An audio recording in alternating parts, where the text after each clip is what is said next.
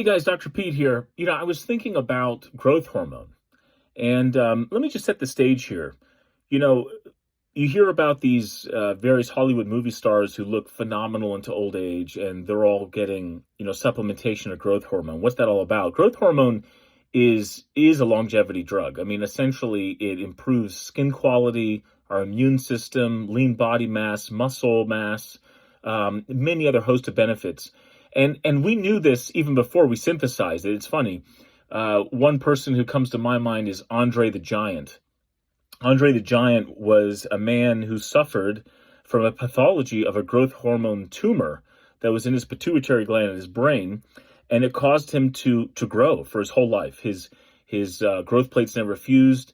His muscle mass never stopped increasing. I mean, you might say, hey, that was an incredible, bad disease. But the reality is he did not live a long life. It was not a sustainable pathology for him. Now, he made good use of it. He was in the WWF and was a huge man who I guess rumored once even like flipped over a car from people he didn't like. But the point is that growth hormone is a very powerful hormone.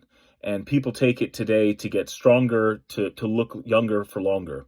So I think that the next question becomes, what does fasting have to do with growth hormone release? And it's pretty fascinating. You can get growth hormone release from a number of different things.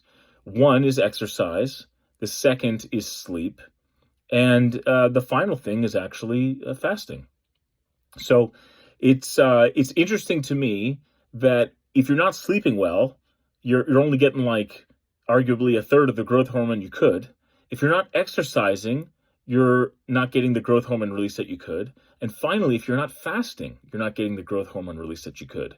And what's really wild to me is that as the body goes into this fasted state, hits ketosis, etc., there is a massive increase in growth hormone release.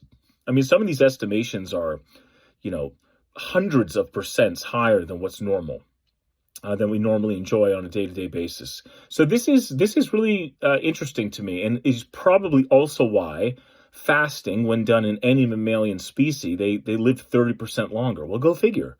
They're getting another pulse of this growth hormone naturally that keeps them alive, and their muscle mass and their bone density where it's supposed to be, and their collagen as it's supposed to be on their skin, and their immune system up and running, and all the other different benefits. So if you want to increase your growth hormone naturally, sleep well, exercise frequently, and fast regularly.